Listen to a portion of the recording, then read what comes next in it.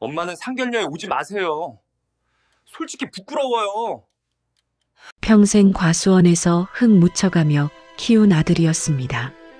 치과의사로 성공시키려고 4,000평 땅까지 팔아줬어요. 그런 아들에게 부끄럽다는 말을 들었지만 그녀는 상견례장에 갔습니다. 앞치마를 두르고 종업원인 척 몰래 숨어 들어갔죠. 아들의 결혼 상대가 어떤 집안인지 눈으로 직접 봐야 했습니다. 그런데 바로 그때 예비장인이라는 남자가 찻잔을 들기 위해 팔을 뻗었습니다. 양복 소매가 걷히며 손등이 드러났어요. 뱀이 또아리를 튼 것 같은 화상 흉터. 35년간 단 한 번도 잊은 적 없던 그 흉터를 보는 순간 그녀는 그 자리에서 얼어붙었습니다. 시간이 35년 전으로 돌아간 것만 같았죠. 도대체 35년 전 무슨 일이 있었던 걸까요? 사연 시작 전 구독과 좋아요를 눌러주시면 그곳에 좋은 일들만 가득하시기를 바라겠습니다. 오늘 사연 시작합니다. 안녕하세요. 제 이름은 김영순, 올해 65살입니다. 40해 전 22살 새댁이던 저는 충남 예산군 삽교읍으로 시집을 왔습니다. 신랑의 손을 잡고 처음 내려선 삽교읍 버스 정류장에는 흙먼지가 자욱했고 코끝에는 짭짤한 갯바람과 쓸쓸한 논 냄새가 뒤섞여 들어왔습니다. 시어머니는 마당에 서서 제 손을 덥석 잡고는 이렇게 말씀하셨어요. 우리 집안은 가진 거라곤 이 과수원밖에 없다. 내가 잘 읽어보거라. 그 말씀이 제 마음에 인생의 주문이 되었습니다. 새벽 4시면 일어나 사과나무에 물을 주고 한여름 떼약볕 아래서 봉지를 씌우고 가을이면 허리가 끊어지도록 사과를 땄습니다. 손바닥에는 굳은 살이 두껍게 박혔고 무릎에는 연골이 닳아 비 오는 날이면 쑤시고 아팠습니다. 하지만 저는 단 한 번도 불평한 적이 없었어요. 이 과수원이 제 모든 것이었으니까요. 남편은 45에 먼저 세상을 떠났습니다. 35해 전 일이었죠. 사업에 속아 빚더미에 올랐고 밤마다 피를 토하며 시름시름 앓다가 제 품에서 뼈만 앙상하게 남은 채 숨을 거뒀습니다. 그때 태호는 겨우 4살 배기, 젖도 채 떼지 못한 어린 것이었어요. 장례를 치르고 돌아온 빈 안방에서 저는 아들을 꼭 껴안고 소리 없이 울었습니다. 태호야, 엄마가 반드시 너를 사람 만들어줄게. 이 과수원만 믿어라. 그 맹세 하나로 저는 35해를 버텼습니다. 젖먹이를 등에 업고 사과를 따고 초등학교 입학식에도 흙 묻은 장화를 신고 달려갔습니다. 중학교 때 태호가 학원비가 없어 친구들 앞에서 울던 날 저는 밤새 사과 300상자를 더 포장해서 새벽 시장에 내다 팔았습니다. 고등학교 때 수학여행비를 마련하지 못해 혼자 집에 남았던 아이의 등을 쓸어주며 저는 이를 악물었어요. 대학만 보내주자. 제발 내 새끼만은 이 흙구덩이에서 건져주자. 그리고 태호는 서울에 있는 치과대학에 붙었습니다. 합격 통지서를 받아든 날 저는 과수원 한가운데 서서 펑펑 울었습니다. 지나가던 동네 할머니들이 무슨 일이냐고 물었지만 저는 대답도 못하고 그저 울기만 했어요. 35해 동안 흘린 땀과 눈물이 헛되지 않았다는 안도감이 온몸을 휘감았습니다. 태호가 치과의사 면허를 따고 서울에서 자리를 잡았을 때 저는 동네에 국밥을 돌렸습니다. 마을 어기 정자나무 아래서 막걸리를 나눠 마시며 저는 처음으로 사람들 앞에서 어깨를 폈습니다. 우리 태호가 원장 소리 듣게 됐어요. 그 말 한마디가 그렇게 뿌듯할 수가 없었습니다. 평생 허리 한 번 못 펴고 살았는데 그날만큼은 제가 세상에서 가장 행복한 사람 같았어요. 동네 어르신들이 제 손을 잡고 축하해 줄 때 저는 눈시울이 붉어지는 것을 참을 수가 없었습니다. 35해 동안 홀로 버텨온 세월이 주마등처럼 스쳐 지나갔거든요. 그 후로 태호는 1년에 두세 번 명절 때나 얼굴을 비쳤습니다. 바쁘다는 핑계로 하룻밤도 자지 않고 떠나곤 했어요. 섭섭한 마음이 없지 않았지만 저는 아들이 잘 되기만을 빌었습니다. 새벽마다 마당에 나가 동쪽 하늘을 향해 손을 모으고 서울에 있는 내 새끼가 무탈하기를 기도했습니다. 그런데 보름 전 한밤중에 태호에게서 전화가 왔습니다. 엄마, 나 결혼해. 상대는 강남에서 대형 병원 하시는 분 따님이야. 저는 이불을 걷어차고 벌떡 일어났습니다. 심장이 쿵쾅거리고 손이 덜덜 떨렸어요. 아이고, 정말이가? 우리 태호가 장가를 간다고? 전화기 너머로 태호의 목소리가 들떠 있었습니다. 예비장인이 강남 노른자위 땅에 대형 치과를 공동 개원하자고 제안했다는 겁니다. 개원 자금으로 20억이 필요한데 처가에서 절반을 대고 우리 쪽에서 절반을 대면 된다고 했어요. 10억이라. 저는 한참을 망설였습니다. 10억이라니요. 제가 평생 벌어본 돈을 다 합쳐도 그 절반이 될까 말까 한 금액이었습니다. 하지만 마침 삽교읍 인근의 개발 호재가 터지면서 땅값이 치솟고 있었어요. 평생 1군 4,000평 과수원을 팔면 20억은 좋게 나온다고 부동산에서 그러더군요. 저는 사흘밤을 뜬 눈으로 지새웠습니다. 창문 너머로 보이는 사과나무들이 달빛에 일렁거렸습니다. 40해 동안 제 손때가 묻은 나무들, 제 눈물과 땀이 스민 흙이었습니다. 이것을 판다는 건 제 심장을 도려내는 것과 다름없었어요. 하지만 결국 저는 결심했습니다. 팔자. 내 손발이 부르터도 우리 태호 원장 소리 듣게 해줄 수 있다면 4,000평 땅이 대수랴. 결심을 하고 나서도 며칠 동안은 과수원을 서성거렸습니다. 사과나무 한 그루 한 그루를 쓰다듬으며 소리 없이 작별 인사를 나눴어요. 제가 시집올 때 심은 첫 번째 나무는 이제 허리통만큼이나 굵어져 있었습니다. 그 나무 껍질에 손을 대자 눈물이 왈칵 쏟아졌습니다. 미안해. 엄마가 너희를 팔아야겠어. 부동산에 매물을 내놓은 지 일주일 만에 매수자가 나타났습니다. 개발 호재 덕분에 20억이라는 제가 평생 상상도 못 해본 금액의 계약이 성사됐어요. 법무사 사무실에서 도장을 찍는 순간 제 손이 파들파들 떨렸습니다. 40의 인생이 도장 한 번에 끝나는 기분이었습니다. 은행에서 통장을 만들고 20억 원이 입금된 것을 확인했을 때 저는 한참 동안 그 숫자를 바라보았습니다. 이 뒤에 0이 9개나 붙어 있었어요. 손가락으로 하나하나 세어보았습니다. 2억, 20억. 실감이 나지 않았습니다.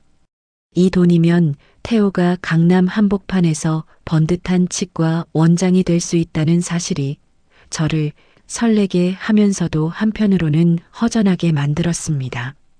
그날 밤 저는 안방 벽에 걸린 남편의 영정사진 앞에 앉았습니다.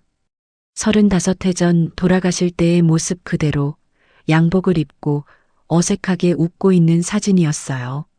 저는 통장을 영정 앞에 펼쳐놓고 말했습니다. 여보, 당신은 사기꾼한테 속아서 빚더미에 올랐지만 나는 이 돈으로 우리 태호 똑바로 세울 거야. 지켜봐요. 그리고 저는 영정 앞에서 밤새 울었습니다. 기쁨의 눈물인지 허탈함의 눈물인지 저도 알 수가 없었어요. 며칠 뒤 저는 상견례 날짜를 잡으려고 태호에게 전화를 걸었습니다. 태호야, 엄마가 20억 다 마련했어. 상견례는 언제 하면 좋겠니? 그런데 전화기 너머로 들리는 태호의 목소리가 묘하게 짜증 섞여 있었습니다. 엄마, 그건 나중에 얘기해. 지금 바빠. 뚝 전화가 끊겼습니다. 저는 한참 동안 전화기를 들여다보았어요. 무언가 찜찜한 기분이 가슴 한구석에서 꿈틀거렸습니다. 그로부터 닷새 뒤 태호가 고향 집에 내려왔습니다. 각종 서류를 떼러 왔다면서요. 저는 아침 일찍 일어나 태호가 좋아하는 된장찌개를 끓이고 마당에 상추를 따서 쌈밥상을 차렸습니다. 아들 얼굴 보는 게 얼마만인지 손가락으로 꼽아보니 벌써 6개월이 넘었더군요. 그런데 이상했습니다. 태호의 눈빛이 저와 마주치지 않고 자꾸만 겉돌았어요. 밥상을 차려놓아도 젓가락질만 하고 말을 건네도 건성으로 대답했습니다. 예전 같았으면 엄마 된장찌개 최고야 하면서 밥 2공기는 거뜬히 비웠을 텐데 이날은 반 공기도 채 먹지 않았습니다. 태호야, 무슨 일 있어? 아니, 없어. 태호는 고개를 숙인 채 스마트폰만 들여다보았습니다. 화면에 불이 들어올 때마다 표정이 굳어지고 누군가와 문자를 주고받으며 안절부절 못하는 모습이었어요. 저는 아들의 그런 모습을 처음 보았습니다. 그날 저녁 태호가 갑자기 입을 열었습니다. 엄마, 상견례 때 오지 마. 저는 깜짝 놀라 손에 들고 있던 숟가락을 떨어뜨렸습니다. 뭐라고? 태호는 여전히 저와 눈을 마주치지 않은 채 말했습니다. 예비 처가는 수준이 달라. 엄마가 오면 책 잡힌다고. 미안하지만 이번만 참아줘. 그 순간 제 가슴에 대못이 박히는 것 같았습니다. 수준이 다르다니요. 책 잡힌다니요. 저는 떨리는 목소리로 물었습니다. 태호야, 엄마가 뭐가 부족해서?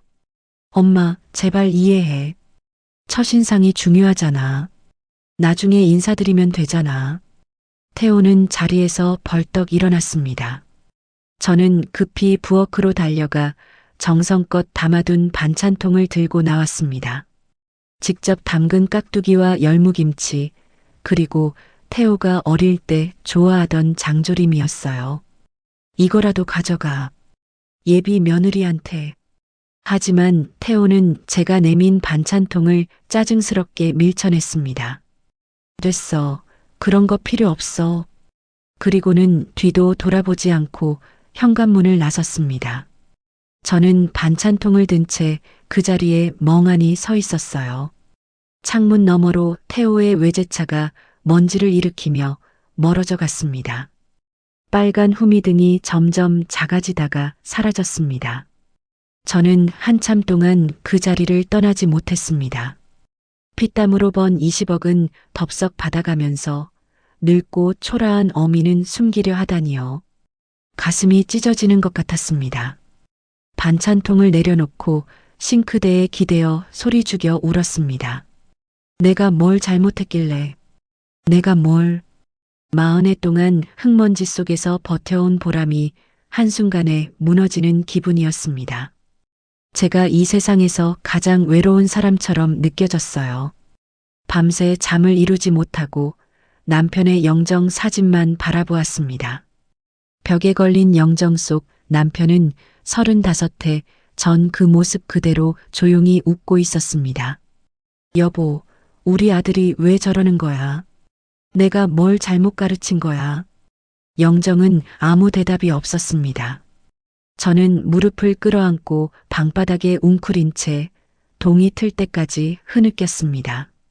창밖에서 첫 딸기 울고 희뿌연 아침 해가 방 안으로 스며들었지만 제 마음속은 여전히 캄캄한 밤이었습니다. 서러움과 배신감이 뒤엉켜 잠을 이룰 수가 없었어요. 태호가 떠난 뒤로 저는 사흘 동안 방문을 걸어 잠그고 누워만 있었습니다. 밥도 제대로 못 먹고 물만 홀짝홀짝 마셨어요. 천장을 멍하니 바라보다가 눈물이 나면 베개에 얼굴을 묻고 울었습니다. 40해 동안 아들 하나만 바라보고 살아왔는데 그 아들에게 이렇게 버림받다니요. 나흘째 되던 날 아침 저는 겨우 몸을 일으켜 읍내 미용실에 갔습니다. 머리카락이 엉켜붙어 도저히 빗질이 되지 않았거든요. 삽교읍에서 30년 넘게 미용실을 하고 있는 순덕이 언니가 제 얼굴을 보더니 깜짝 놀랐어요. 아이고, 영순아. 내 얼굴이 왜 이래? 무슨 일 있어? 저는 아무 말도 하지 못하고 거울 앞에 앉았습니다. 거울 속의 제 얼굴은 처참했어요. 눈은 퉁퉁 부어 있고 볼은 쑥 들어갔고 입술은 갈라져 피가 맺혀 있었습니다. 65살이 아니라 75은 되어 보였어요. 순덕이 언니가 제 머리를 감겨주면서 이런저런 동네 소식을 늘어놓았습니다. 누구네 집딸이 시집을 갔다느니, 누구네 아들이 승진을 했다느니 하는 이야기들이었어요. 저는 건성으로 듣고 있었는데 갑자기 귀가 번쩍 뜨이는 말이 들려왔습니다. 참 영순아, 내 아들 태호 말이야. 요즘 서울에서 무슨 일 있어? 저는 심장이 철렁 내려앉았습니다. 왜? 무슨 소리 들었어?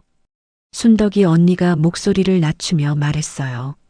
며칠 전에 태호 고등학교 동창 민수 엄마가 왔었거든. 그 집 민수가 서울에서 태호를 만났는데 태호가 무슨 역할 대행업체인가 뭔가를 알아보고 다닌다더라고. 역할 대행업체라니요. 저는 손톱이 손바닥에 파고드는 줄도 모르고 주먹을 꽉 쥐었습니다. 역할 대행이 뭔데? 나도 잘은 모르지만 결혼식이나 상견례 같은데 가짜 가족을 세워주는 거래. 돈 받고 엄마 역할, 아빠 역할 해주는 거. 그 순간 머릿속에서 천둥이 치는 것 같았습니다. 상견례에 오지 말라던 태호의 말, 예비처가 수준이 다르다던 그 말이 퍼즐 조각처럼 맞춰지기 시작했어요. 설마 하는 생각이 가슴을 짓눌렀습니다. 언니, 나 급한 일이 생겼어. 머리는 다음에 할게. 저는 반쯤 젖은 머리 그대로 미용실을 뛰쳐나왔습니다. 집으로 돌아와 장롱 속에서 비상금을 꺼내 가방에 쑤셔 넣고 그날 밤 서울행 고속버스에 올랐어요. 버스 안에서 눈을 감았지만 잠은 오지 않았습니다. 제발 내 추측이 틀렸기를, 태호가 그 정도로 막대 먹지는 않았기를 간절히 빌었습니다. 서울에 도착한 건 새벽 5시였습니다. 고속버스 터미널은 텅 비어 있었고 차가운 새벽 공기가 뺨을 스쳤어요. 저는 터미널 구석 벤치에 앉아 2시간을 기다렸습니다. 손이 꽁꽁 얼어붙었지만 가슴 속에서 타오르는 불길 때문인지 추위는 느껴지지 않았어요. 이른 아침 7시가 되자 저는 지하철을 타고 태호의 오피스텔로 향했습니다.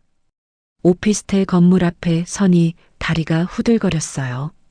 30층이 넘는 고층 건물이 하늘을 찌르듯이 솟아 있었습니다. 여기서 무엇을 확인하게 될지 두려웠습니다. 엘리베이터를 타고 12층에서 내려 태호의 현관 앞에 섰습니다. 도어록 비밀번호는 알고 있었어요. 태호의 생일 4자리였거든요. 손가락을 버튼 위에 올렸다가 저는 멈칫했습니다. 만약 태호가 안에 있으면 어쩌지. 그때 문 너머로 태호의 목소리가 들려왔습니다. 전화 통화를 하고 있는 것 같았어요. 네, 상견례는 이번 주 토요일입니다. 장소는 강남 청아 한정식이고요. 사모님 역할 확실하게 해주셔야 합니다. 예비처가 어르신들이 눈이 높으시거든요. 저는 숨이 턱 막혔습니다. 사모님 역할이라니요. 제 귀를 의심했지만 분명히 들렸어요. 귀를 문에 더 바짝 대고 숨을 죽였습니다. 입금은 어제 끝냈습니다. 300만 원 확인해 주세요. 당일 옷차림은 고급스럽게 부탁드립니다. 예비 장모님이 패션 쪽에서 일하신 분이라 눈이 높으시거든요.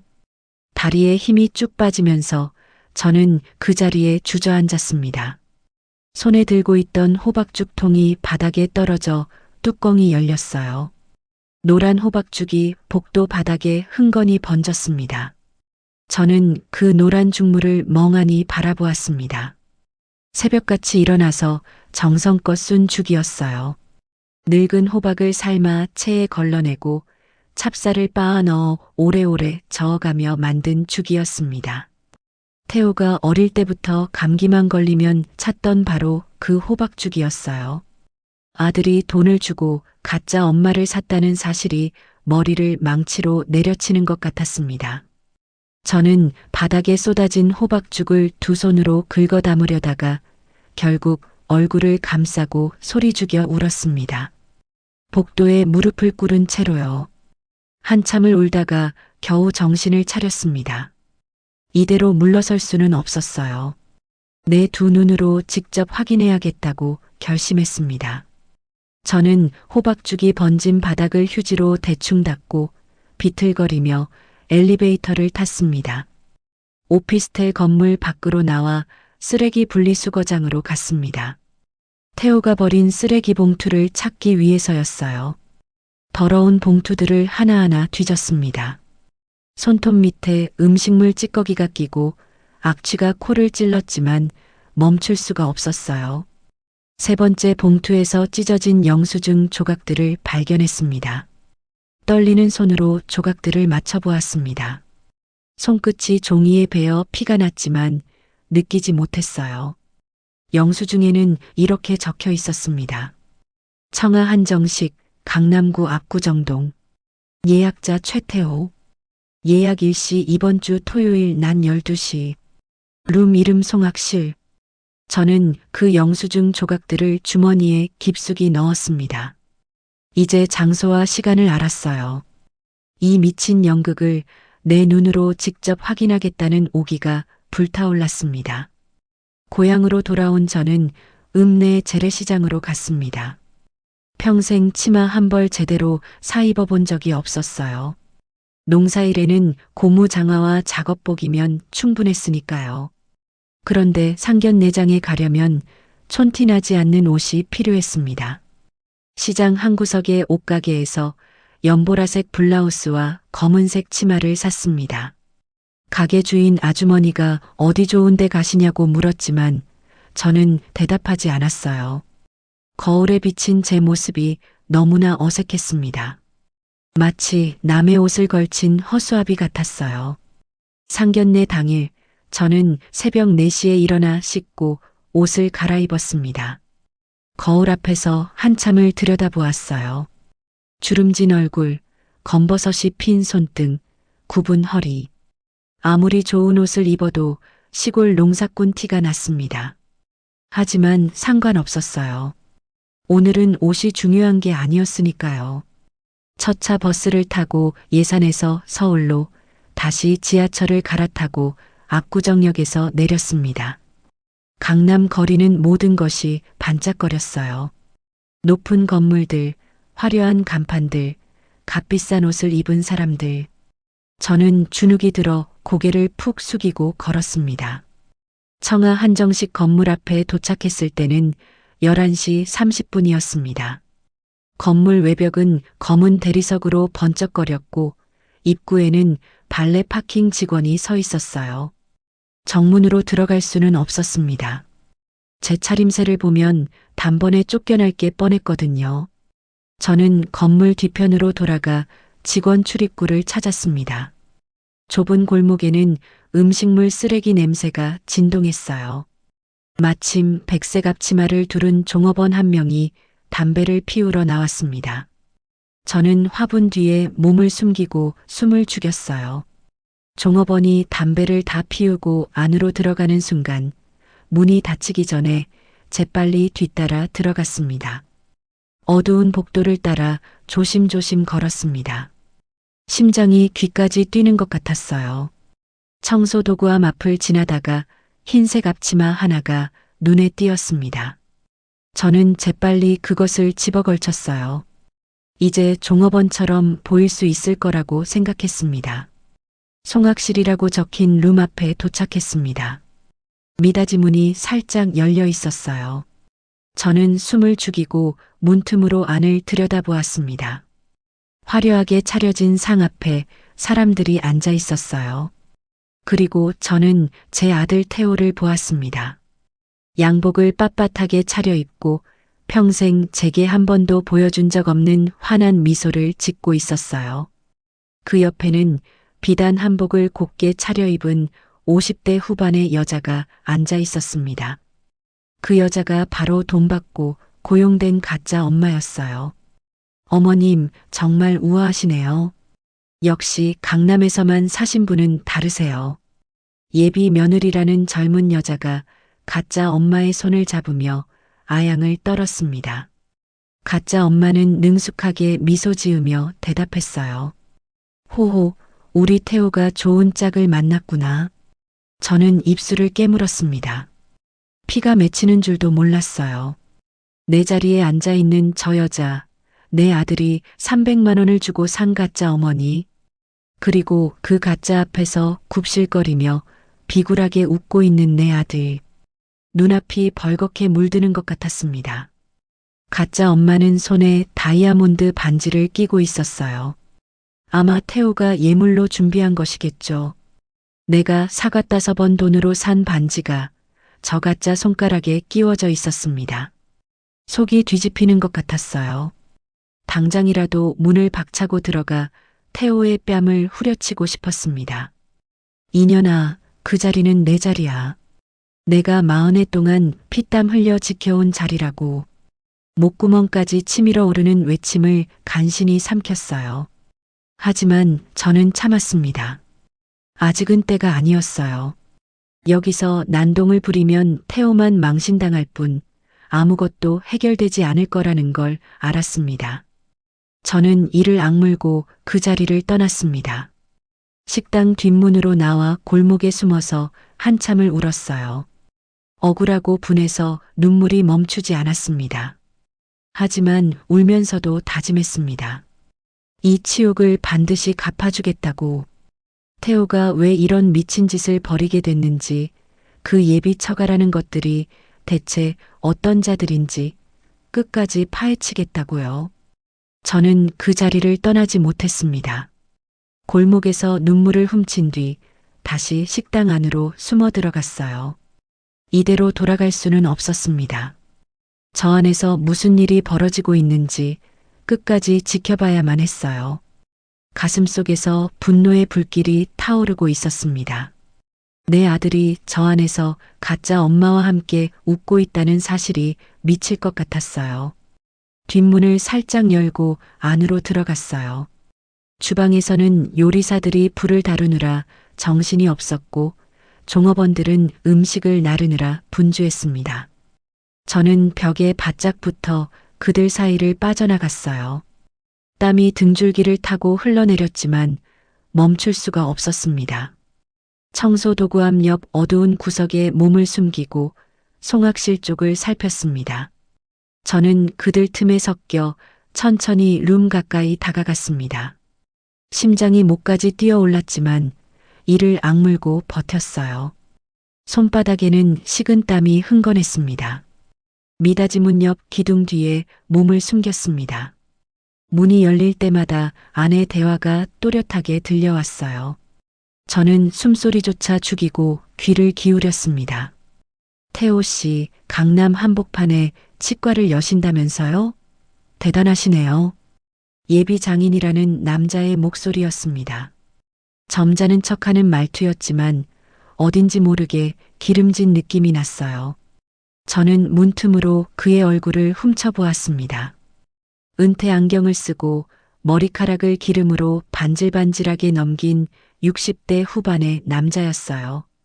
값비싼 양복을 입고 있었지만 어딘가 어울리지 않는 느낌이었습니다. 마치 빌려 입은 옷 같았어요. 아, 네. 장인어른 덕분입니다. 좋은 자리를 봐주셔서요. 태호의 목소리가 굽실거리듯 낮게 깔렸습니다.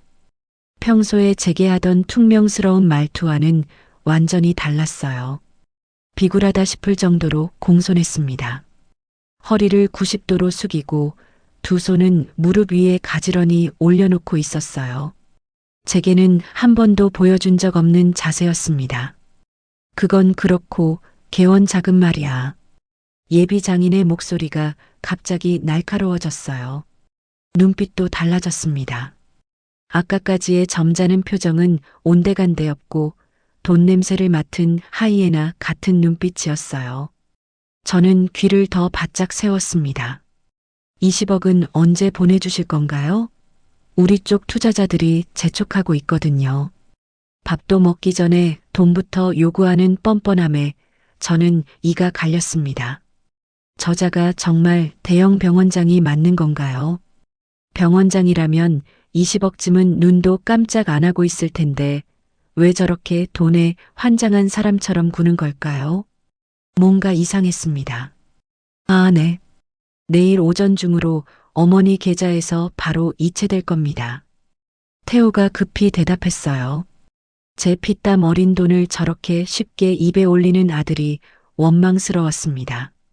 저 돈이 어떻게 생긴 돈인데 40해 동안 흙먼지 속에서 허리 휘도록 일해서 모은 돈인데 스마트폰 뱅킹으로 바로 싸주실 수 있는 거죠? 요즘은 다 그렇게 하더라고. 복잡하게 은행 갈 것 없이요. 네, 물론이죠. 어머니가 바로 처리해 주실 겁니다. 그 순간 가짜 엄마가 끼어들었어요. 호호, 우리 태호가 은행 일 같은 건 제가 다 맡아서 해요. 걱정 마세요. 저는 주먹을 꽉 쥐었습니다. 내 돈을 저 가짜년이 처리한다고요. 피가 거꾸로 솟는 것 같았어요. 문고리를 잡고 당장이라도 뛰어들어가고 싶었지만 간신히 참았습니다. 그나저나 수진아, 예물은 마음에 들어? 예비 장모라는 여자가 며느리에게 물었어요. 50대 후반의 마른 여자였는데 눈매가 날카롭고 입꼬리가 비틀어져 있었습니다. 웃을 때도 눈은 웃지 않았어요. 계산기를 두드리는 것 같은 눈빛이었습니다. 손가락에는 굵직한 금반지가 여러 개 끼워져 있었어요. 네, 엄마. 3캐럿짜리 다이아몬드예요. 태호 오빠가 직접 골라줬어요.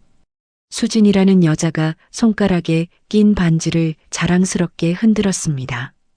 햇빛에 반짝거리는 다이아몬드를 보는 순간 저는 속이 뒤집히는 것 같았어요. 저 반지가 얼마짜리인지는 모르겠지만 분명 제가 과수원 팔아서 준 돈으로 산 거겠죠. 역시 강남 사모님 아들은 다르네요. 우리 수진이 복 받았어. 예비 장모가 가짜 엄마를 향해 아첨하듯 웃었어요. 가짜 엄마는 능숙하게 겸손한 척 손사래를 쳤습니다. 아이고, 별 말씀을요. 수진 씨가 어찌나 예쁘고 똑똑한지 우리 태호가 과분한 짝을 만난 거예요. 저는 이가 갈려서 입술을 깨물었습니다. 저 입으로 무슨 소리를 짓거리는 거야. 당신이 태호를 낳았어? 당신이 태호를 키웠어? 고작 300만 원 받고 연기하는 주제에 목구멍까지 치밀어 오르는 분노를 간신히 삼켰습니다. 그때 예비 장인이 찻잔을 들기 위해 팔을 뻗었어요.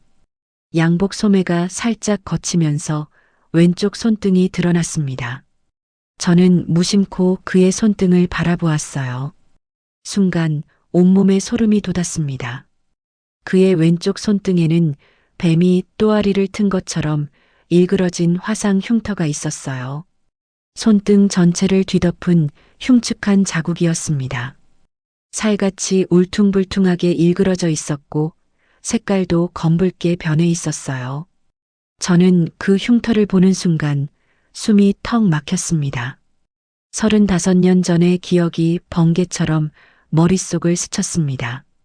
그때 남편에게는 박동식이라는 동양 형님이 있었어요. 어릴 때부터 함께 자란 절친한 친구였죠. 같은 마을에서 태어나 초등학교도 같이 다니고 군대도 같이 갔다 왔습니다. 남편은 그를 친형처럼 따랐어요. 명절이면 우리 집에 와서 술을 마시고 제가 차린 밥상에서 밤새 이야기꽃을 피우곤 했습니다. 그 사람이 남편에게 사업을 제안했습니다. 함께 건설 자재 사업을 하자고 연대 보증만 서달라고 했어요. 남편은 형님을 믿고 도장을 찍었습니다. 저는 불안해서 말렸지만 남편은 형님을 의심하는 게 아니라며 화를 냈어요. 그런데 그게 덫이었습니다. 박동식은 남편 명의로 빚을 잔뜩 긁어 모은 뒤 돈을 몽땅 들고 야반도주해 버렸어요. 남편은 하루아침에 억대 빚더미에 올랐습니다. 집도 과수원도 전부 경매에 넘어갈 위기에 처했어요. 저는 밤마다 빚쟁이들에게 시달리며 무릎을 꿇어야 했습니다. 남편은 그 충격에 피를 토했습니다. 밤마다 가위에 눌리고 밥도 못 먹고 시름시름 앓다가 화병으로 쓰러졌어요. 3개월을 병상에 누워 있다가 결국 제 품에서 뼈만 앙상하게 남은 채 숨을 거뒀습니다. 마지막으로 제 손을 잡으며 한 말이 아직도 귓전에 생생합니다. 영순아, 박동식이 놈을 찾아서 반드시 원수를 갚아다오. 그 박동식의 왼쪽 손등에도 똑같은 화상 흉터가 있었어요. 어릴 때 끓는 물에 데웠다고 했죠. 저는 그 흉터를 똑똑히 기억하고 있었습니다. 남편 장례식장에서 얼굴도 안 비치더니 3년 뒤에야 불쑥 찾아와서 빈소에 절 한 번 하고 사라진 그 뻔뻔한 놈. 그때 저는 그 손등의 흉터를 노려보며 속으로 맹세했어요. 언젠가 반드시 찾아내서 복수하겠다고요. 그런데 그 후로 박동식은 감쪽같이 사라져버렸습니다. 경찰에 신고해도 소용없었어요. 해외로 도주했다느니 이름을 바꿨다느니 하는 소문만 무성했지 실체는 잡히지 않았습니다. 저는 아들을 키우느라 바빠서 복수고 뭐고 신경 쓸 겨를이 없었어요. 그런데 지금 눈앞에 있는 예비 장인의 손등에 똑같은 흉터가 있었습니다. 위치도 모양도 크기도 완벽하게 일치했어요. 세월이 흘러 얼굴은 늙었지만 그 흉터만큼은 변하지 않았습니다. 저자가 박동식이야. 머릿속이 하얘졌습니다. 35년 전 남편을 죽음으로 모은 원수가 지금 내 아들 앞에 앉아서 점잖은 척 웃고 있었어요. 그것도 예비장인으로 행세하면서요. 이름을 바꾸고 신분을 세탁해서 다시 나타난 거였어요. 다리에 힘이 쭉 빠졌습니다. 손으로 벽을 짚었지만 몸이 휘청거렸어요. 눈앞이 빙빙 돌기 시작했습니다. 저자가 왜 여기 있는 거지? 왜 내 아들에게 접근한 거지? 설마 또다시 사기를 치려고? 갑자기 모든 게 연결되기 시작했어요. 대형 병원장이라더니 왜 20억을 그렇게 급하게 재촉하는지, 왜 밥도 먹기 전에 돈 얘기부터 꺼내는지, 왜 스마트폰으로 바로 이체하라고 하는지. 이건 결혼 사기야. 저놈이 신분을 세탁하고 다시 나타나서 이번에는 내 아들의 20억을 노리고 접근한 거야. 35년 전에는 남편을 죽이고 이번에는 내 아들까지 잡아먹으려는 거야. 그제야 모든 게 이해가 됐습니다. 왜 태호가 갑자기 저를 상견례장에서 내쫓으려 했는지, 왜 가짜 엄마까지 고용했는지. 저놈들이 태호를 완전히 조종하고 있었던 거예요. 제가 나타나면 자기들의 사기극이 들통날까봐 미리 손을 쓴 거였습니다. 온몸에서 식은땀이 비 오듯 쏟아졌습니다. 손발이 차갑게 식어갔어요.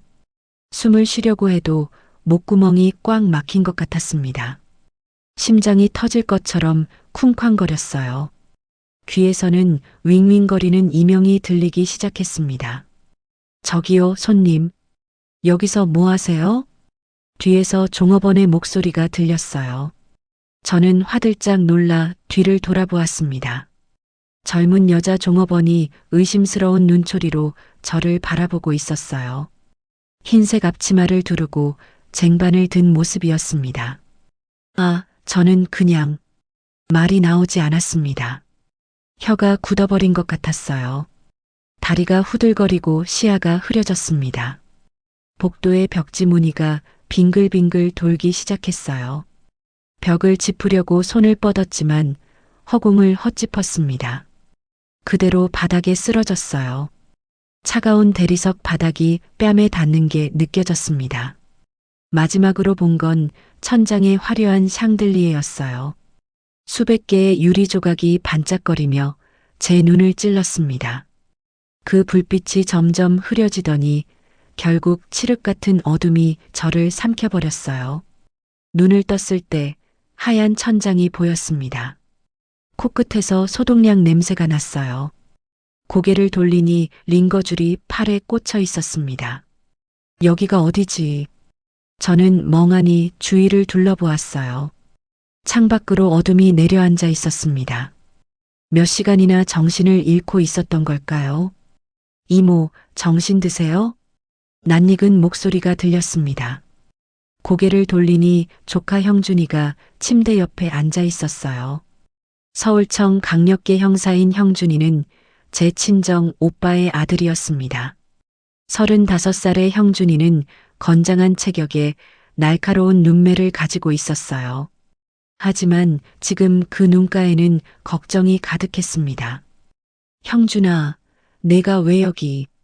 식당에서 쓰러지셨다고 연락받았어요. 지갑에 신분증이랑 제 명함이 있었대요. 응급실에서 연락이 왔어요. 그제야 기억이 밀려왔습니다. 상견례장, 가짜 엄마 그리고 그 손등의 화상 흉터. 저는 벌떡 일어나려다가 어지러워서 다시 베개에 머리를 묻었어요. 머릿속에서 윙윙거리는 소리가 났습니다. 이모, 대체 거기서 뭐 하신 거예요? 왜 강남 한정식집 복도에서 쓰러져 계셨어요? 저는 한참을 망설였습니다. 이 말을 해야 할까 말아야 할까? 하지만 혼자서는 도저히 감당할 수 없는 일이었어요. 형준이는 형사였습니다. 범죄 수사 전문가였어요. 저는 떨리는 목소리로 입을 열었습니다.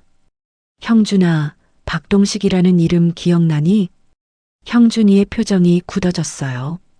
물론 알고 있을 거예요. 우리 가족에게 박동식이라는 이름은 저주와 같았으니까요. 35년 전에 이모부를 죽인 그 사기꾼 말씀하시는 거예요? 저는 고개를 끄덕였습니다. 그리고 오늘 있었던 일을 처음부터 끝까지 이야기했어요. 태호가 저를 상견례장에서 내쫓으려 했던 것, 가짜 엄마를 고용한 것, 예비장인이 20억을 재촉하던 것, 가리고 그의 왼쪽 손등에서 본 화강 흉터까지. 형준이의 얼굴이 점점 심각해졌습니다. 그는 휴대전화를 꺼내 무언가를 검색하기 시작했어요. 이모, 그 예비장인이라는 사람 이름이 뭐예요? 태호가 강모라고 불렀던 것 같은데. 강병호? 강병호 원장이라고 했어. 대형 병원을 운영한다고 했고. 형준이가 화면을 열심히 들여다보더니 인상을 찌푸렸습니다. 손가락으로 화면을 여러 번 쓸어내리며 검색을 거듭했어요. 강병호라는 이름의 대형 병원장은 없어요. 의료계 인물 검색해도 안 나와요. 병원장 협회 명단에도 없고요. 이상해요. 역시나 싶었습니다. 저는 침대에서 상체를 일으켰어요. 형준아, 내 말 좀 들어봐. 그 사람이 박동식이 맞아. 손등의 흉터가 똑같았어. 위치도 모양도 크기도. 내가 35년 동안 잊은 적이 없는 그 흉터야. 형준이가 잠시 생각에 잠겼습니다. 그러더니 무거운 표정으로 입을 열었어요. 이모, 저도 사실 몇 년 전에 박동식 건을 조회해 본 적 있어요. 공소시효가 지나서 수사는 못하지만 궁금해서요. 그런데 이상한 게 있었어요. 이상한 게 뭔데?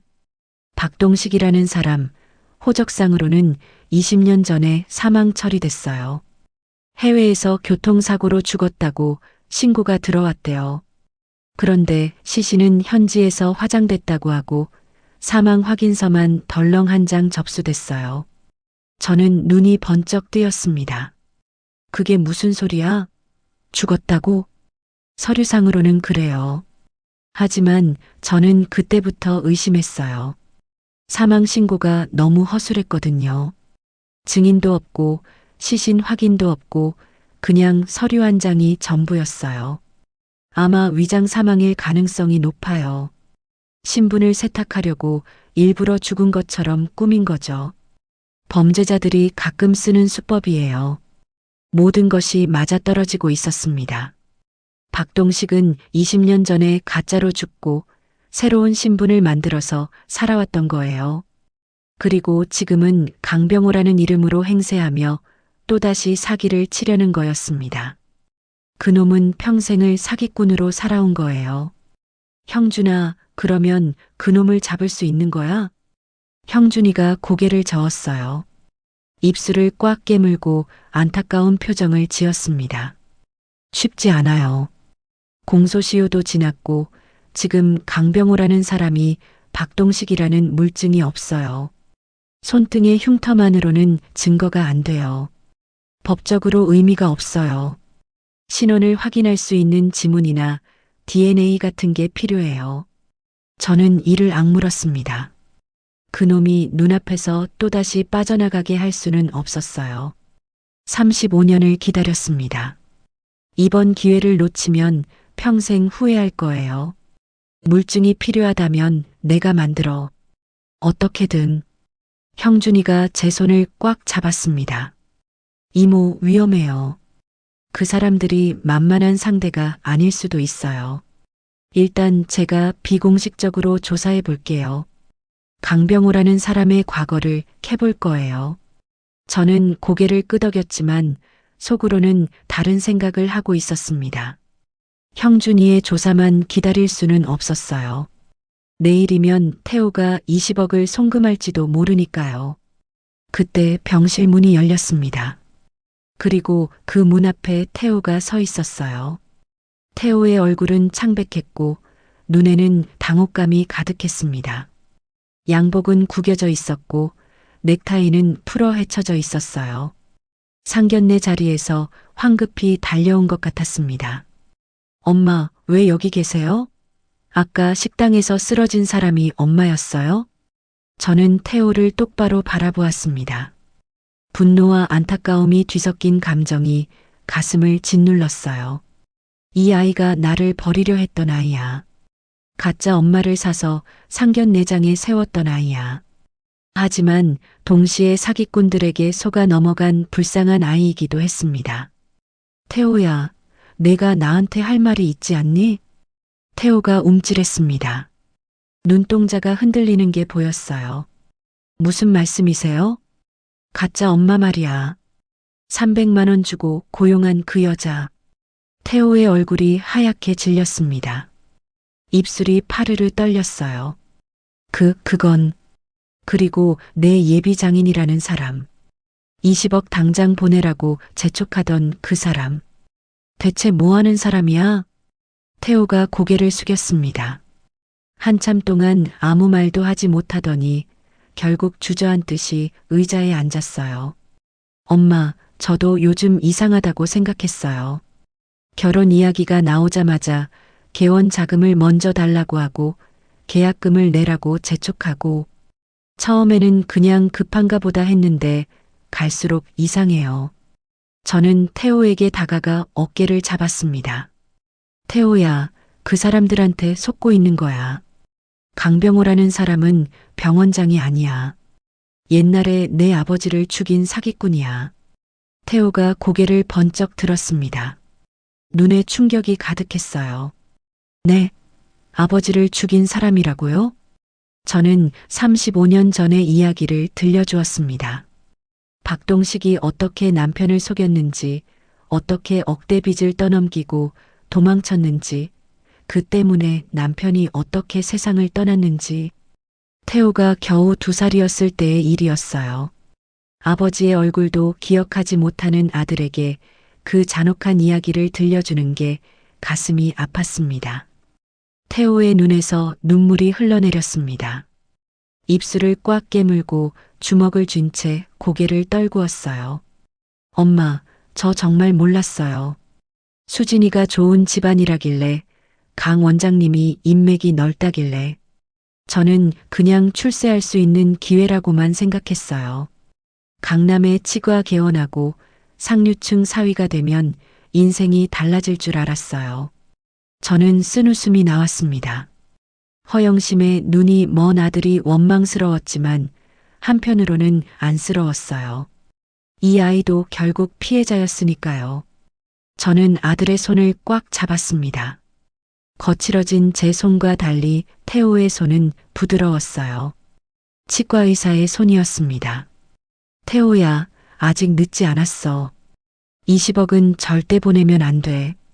그 돈 보내는 순간 그놈들은 연기처럼 사라질 거야.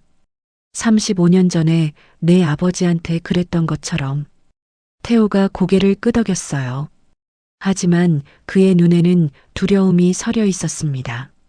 엄마, 그런데 어떻게 해요? 이미 예물도 줬고 계약금도 일부 넘겼어요. 2천만 원이나요. 저는 가슴이 철렁 내려앉았습니다. 이미 2천만 원이 빠져나갔다니. 하지만 주저앉을 때가 아니었어요. 2천만 원은 수업료라고 생각해. 20억을 지키는 게 중요해. 형준이가 끼어들었습니다. 이모, 태호 형, 저한테 생각이 있어요. 그 사람들의 꼬리를 잡으려면 오히려 송금을 미끼로 써야 해요. 이체 직전에 덫을 놓는 거죠. 저는 형준이를 바라보았습니다. 그의 눈에서 형사로서의 날카로운 빛이 보였어요. 무슨 뜻이야? 내일 송금하기로 했다면서요? 그 약속을 지키는 척하면서 저쪽을 끌어내는 거예요. 결정적인 증거를 잡을 수 있는 기회예요. 이체 직전까지 끌고 가면서 녹음을 하고 그들의 정체를 캐는 거죠. 저는 한참을 생각했습니다. 위험한 도박이었어요. 하지만 35년 동안 기다려온 복수의 기회이기도 했습니다. 남편이 마지막으로 남긴 부탁, 그 원수를 갚아달라는 유언을 이제야 실행할 수 있는 거예요. 좋아. 그렇게 하자. 저는 주먹을 꽉 쥐었습니다. 창밖으로 서울의 야경이 반짝거렸어요. 저 불빛들 어딘가에 박동식이, 아니 강병호라는 가면을 쓴 그놈이 숨어 있을 거예요. 이번에는 절대 놓치지 않을 겁니다.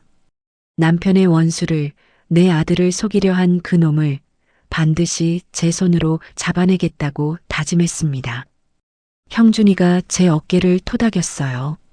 이모, 오늘은 푹 쉬세요. 내일부터 작전 시작이에요. 제가 다 준비해 놓을게요. 저는 고개를 끄덕였습니다. 35년 만에 찾아온 기회였어요. 하늘이 주신 마지막 기회였습니다. 이번에는 반드시 성공해야 했어요. 다음 날 아침 저는 병원에서 퇴원했습니다. 의사가 하루 더 입원하라고 했지만 그럴 시간이 없었어요. 오늘 오후 3시에 강병호를 만나기로 했거든요. 태호가 20억 이체 문제로 직접 만나자고 연락을 넣었습니다. 밤새 뒤척이며 잠을 설쳤지만 오히려 머리는 맑았어요. 오늘이 결전의 날이었습니다. 형준이가 병원 앞에서 기다리고 있었어요. 검은색 승용차에서 내린 그는 작은 가방 하나를 들고 있었습니다. 눈 밑에 다크서클이 짙게 내려앉아 있었어요. 아마 밤새 자료를 준비하느라 잠을 못 잔 것 같았습니다. 이모, 이거 녹음 장치예요. 펜 모양인데 버튼 하나만 누르면 녹음이 돼요. 대화 내용 전부 녹음해 주세요. 나중에 중요한 증거가 될 거예요. 저는 그 펜을 받아들었습니다. 손바닥만 한 작은 펜이 이렇게 무겁게 느껴질 줄 몰랐어요. 가슴 주머니에 넣으니 심장 바로 위에 닿았습니다. 그리고 이모, 절대 무리하지 마세요. 저도 근처에서 대기하고 있을 거예요. 위험하다 싶으면 바로 나오세요. 제가 3분 안에 달려갈 수 있는 거리에 있을게요. 저는 고개를 끄덕였습니다. 하지만 속으로는 다른 생각을 하고 있었어요. 위험하다고 물러설 생각은 없었습니다. 35년을 기다렸어요. 이번에는 끝을 봐야 했습니다. 약속 장소는 강남의 한 호텔 로비였습니다. 대리석 바닥에 샹들리에가 반짝거리고 한쪽에서는 피아노 연주가 은은하게 흘러나왔어요. 태호가 먼저 도착해서 자리를 잡고 있었어요. 아들의 얼굴은 어젯밤보다 더 창백해 보였습니다. 밤새 잠을 못 잔 것 같았어요. 눈 밑에 그늘이 짙게 드리워져 있었습니다. 엄마, 괜찮으세요? 얼굴이 안 좋아 보여요. 괜찮아. 내가 더 힘들어 보이는구나. 태호가 쓴웃음을 지었습니다. 손으로 커피잔을 감싸 쥐었지만 손가락이 미세하게 떨리고 있었어요. 솔직히 무서워요. 그 사람이 정말 아버지를 죽인 사람이라면 우리한테도 뭔가 할 수 있잖아요. 저는 아들의 손을 꽉 잡았습니다. 걱정 마.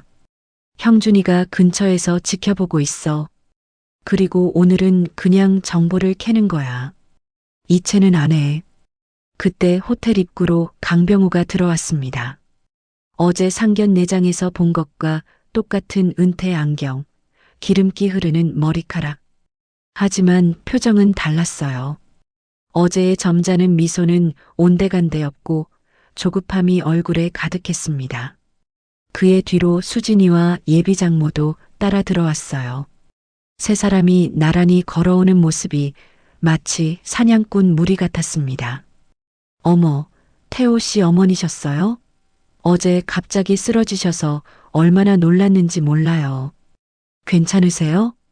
수진이가 능청스럽게 웃으며 다가왔습니다. 붉은 립스틱을 바른 입술이 번쩍거렸어요.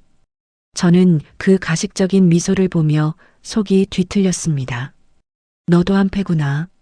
처음부터 다짜고 친 고스톱이었어. 네, 갑자기 어지러워서요. 다 나았습니다. 강병우가 자리에 앉으며 입을 열었습니다. 그런데 오늘 만나자고 하신 이유가 뭡니까? 이 채권 때문이라면 빨리 처리해 주셔야 해요. 투자자들이 기다리고 있거든요. 역시나 돈 얘기부터 꺼내는군요. 저는 천천히 가방에서 서류 뭉치를 꺼냈습니다. 형준이가 밤새 준비해준 가짜 서류였어요. 은행 이체 확인서처럼 생긴 종이였습니다. 20억을 보내드리기 전에 확인하고 싶은 게 있어요. 강병호의 눈이 번쩍 뜨였습니다. 돈 냄새를 맡은 하이에나 같은 눈빛이었어요. 뭘 확인하고 싶으신데요? 강 원장님이 운영하신다는 병원 말이에요. 정확히 어디 있는 건가요? 제가 한번 가보고 싶어서요. 사돈될 분이 어떤 곳에서 일하시는지 직접 보고 싶거든요. 강병호의 표정이 굳어졌습니다. 입꼬리가 미세하게 떨렸어요. 아, 그게 지금 리모델링 중이라서요. 방문객을 받기가 좀 그렇습니다. 리모델링이요? 언제 끝나나요? 한 3개월 정도 걸릴 것 같습니다. 거짓말이었습니다. 형준이가 조사한 바로는 강병호 명의의 병원은 어디에도 존재하지 않았어요. 저는 모르는 척 고개를 끄덕였습니다. 그렇군요. 그런데 원장님, 혹시 예전에 다른 사업 하신 적 있으세요? 의료원 말고요. 강병호의 눈이 흔들렸습니다. 잠깐이었지만 저는 그 동요를 놓치지 않았어요. 아니요, 저는 평생 의사로만 살았습니다. 건설 자재 사업 같은 건요? 그 순간 강병호의 얼굴이 하얗게 질렸습니다.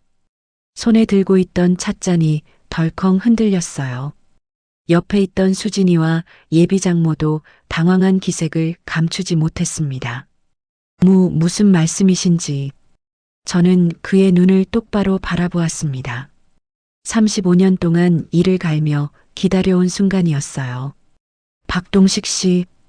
그 이름을 부르는 순간 강병호의 얼굴이 경련하듯 일그러졌습니다. 손등의 핏줄이 불끈 솟아올랐어요. 은퇴 안경 너머로 보이는 그의 눈동자가 흔들렸습니다. 뭐라고요?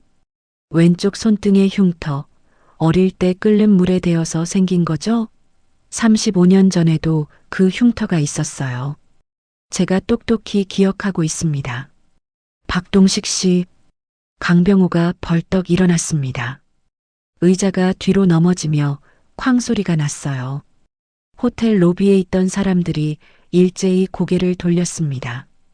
피아노 연주도 잠시 멈추는 것 같았어요. 지금 무슨 헛소리를. 헛소리가 아니에요. 당신이 35년 전에 내 남편 최종환을 속여서 연대 보증을 세우게 하고 억대 빚을 떠넘기고 도망친 거 다 알아요. 내 남편은 당신을 형님처럼 믿었어요. 그런데 당신은 그 믿음을 배신했지. 강병호의 얼굴이 핏기를 잃었습니다. 입술이 파르르 떨렸어요. 그 모습을 보니 확신이 들었습니다. 이자가 박동식이 맞아. 당신 때문에 내 남편이 화병으로 죽었어요. 내 아들은 2살 때 아버지를 잃었고, 그런데 이제 와서 그 아들한테까지 사기를 치려고. 수진이가 끼어들었습니다. 아버지, 이게 무슨 소리예요? 설마 진짜. 닥쳐. 강병호가 날카롭게 소리쳤습니다. 그 한마디에 모든 것이 드러났어요. 점잖은 병원장의 가면이 벗겨지는 순간이었습니다. 다 거짓말이야. 이 사람이 미친 소리를 하는 거야. 저는 가방에서 또 다른 서류를 꺼냈습니다. 형준이가 준비해준 자료였어요. 누렇게 바랜 종이 복사본이었습니다. 이건 20년 전 박동식의 사망 신고서예요. 해외에서 교통사고로 죽었다고 되어 있죠. 그런데 이상하네요. 시신 확인도 없고 증인도 없고 서류 한 장이 전부야. 사망 장소도 불분명하고 화장했다는 확인서만 덜렁 한 장. 위장 사망이죠? 신분 세탁하려고 일부러 죽은 척한 거잖아요. 강병호의 눈에 공포가 스쳤습니다. 더 이상 부인할 수 없다는 걸 깨달은 표정이었어요. 당신이 누군지는 몰라도 증거 없이 함부로 말하면 명예훼손으로 고소할 거요. 저는 코웃음을 쳤습니다. 고소하세요. 대신 수사가 시작되면 당신의 진짜 신원이 밝혀질 거예요. 지문 대조하면 끝나는 일이에요. 강병호의 얼굴이 일그러졌습니다. 이를 악문 그의 표정에서 살기가 느껴졌어요. 이 할망구가. 그가 한 발 다가왔습니다. 저는 뒷걸음질 치지 않았어요. 35년을 기다렸는데 여기서 물러설 수는 없었습니다. 손대지 마. 밖에 형사가 대기하고 있어. 그리고 지금 이 대화 전부 녹음되고 있어. 강병호가 멈칫했습니다. 눈동자가 흔들리며 주위를 둘러보았어요. 20억 안 보내면 그냥 안 보내는 거예요. 하지만 당신이 사기를 친 증거는 이미 다 모았어. 이제 경찰에 넘기기만 하면 돼. 강병호가 이를 악물었습니다. 주먹을 부르진 그의 손이 부들부들 떨렸어요. 하지만 더 이상 어쩔 수 없다는 걸 알았는지 갑자기 몸을 돌려 호텔 밖으로 뛰어나갔습니다. 수진이와 예비장모도 허둥지둥 그 뒤를 따랐어요. 호텔 회전문이 빙빙 돌아가며 그들을 삼켜버렸습니다. 저는 그 뒷모습을 지켜보며 가슴이 벅차올랐습니다. 다리에 힘이 풀려서 소파에 주저앉았어요. 손이 떨렸습니다. 하지만 그건 두려움이 아니라 흥분 때문이었어요. 아직 끝난 게 아니었지만 첫 번째 승리였습니다. 35년 동안 숨어서 살아온 그놈의 가면을 벗긴 거예요. 태호가 제 옆으로 다가와 무릎을 꿇었습니다. 엄마, 정말 대단해요. 저는 무서워서 아무 말도 못했는데 엄마가 그렇게 강한 분인 줄 몰랐어요. 저는 아들의 머리를 쓰다듬었습니다. 어릴 때처럼요. 엄마도 무서웠어. 하지만 내 아버지가 마지막으로 부탁한 게 있거든. 반드시 원수를 갚아달라고. 35년 동안 그 약속을 지키지 못해서 미안했어. 태호의 눈에 눈물이 고였습니다. 엄마, 저는 아들의 손을 꽉 잡았습니다. 아직 안 끝났어. 저놈이 도망쳤지만 이제 숨을 곳이 없어. 이제부터가 진짜 싸움이야. 저놈을 끝까지 쫓아서 반드시 무릎 꿇게 만들 거야. 형준이가 호텔 안으로 뛰어들어왔습니다. 숨을 헐떡이며 우리에게 다가왔어요. 이모, 녹음 잘 되셨어요? 저는 가슴 주머니에서 펜을 꺼내 건넸습니다. 다 들어있을 거야. 저놈이 자기 입으로 실토한 건 아니지만 반응을 보면 알 수 있어. 박동식이 맞아. 형준이가 고개를 끄덕였습니다.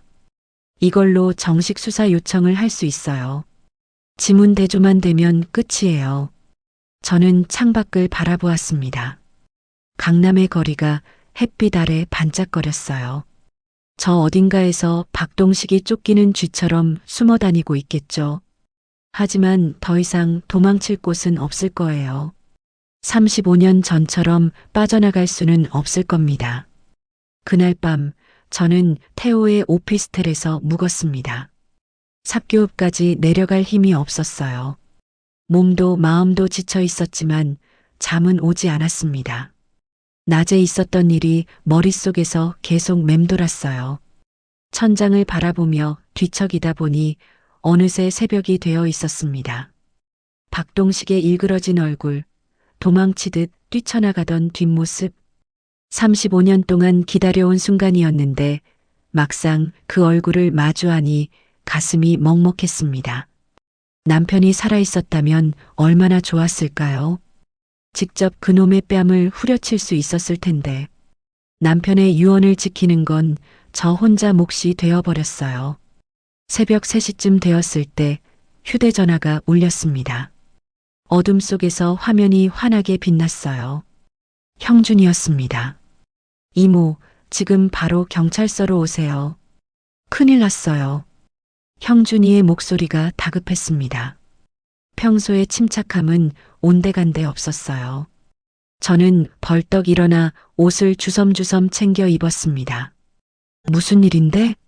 이 시간에 무슨 일이야? 강병호가 이모를 협박죄로 고소했어요. 그리고 명예훼손도요. 아까 저녁에 고소장이 접수됐대요. 저는 눈앞이 캄캄해졌습니다. 다리에 힘이 쭉 빠졌어요. 그놈이 먼저 선수를 친 거였습니다. 도망치는 척하더니 뒤에서 칼을 꽂은 거예요. 경찰서에 도착하니 형준이가 복도에서 기다리고 있었습니다. 그의 표정이 어두웠어요. 이모, 상황이 안 좋아요. 강병호 측에서 변호사를 붙였는데 꽤 유명한 사람이에요. 그쪽에서 이모가 근거 없이 자기를 사기꾼으로 몰았다고 주장하고 있어요. 저는 이가 갈렸습니다. 근거 없다고? 그 흉터가 증거잖아. 흉터만으로는 부족해요. 동일인이라는 걸 입증하려면 지문이나 DNA가 필요한데 강병호가 협조를 거부하고 있어요. 강제로 채취하려면 영장이 필요하고요. 저는 주먹을 꽉 쥐었습니다. 법의 벽이 이렇게 높은 줄 몰랐어요. 그러면 어떻게 해야 하는데? 일단 오늘은 조사를 받으셔야 해요. 협박 혐의에 대해서요. 녹음 파일이 있으니까 방어는 가능할 거예요. 하지만 시간이 걸릴 겁니다. 조사실에 들어가니 젊은 형사가 앉아 있었습니다. 30대 초반으로 보이는 남자였어요.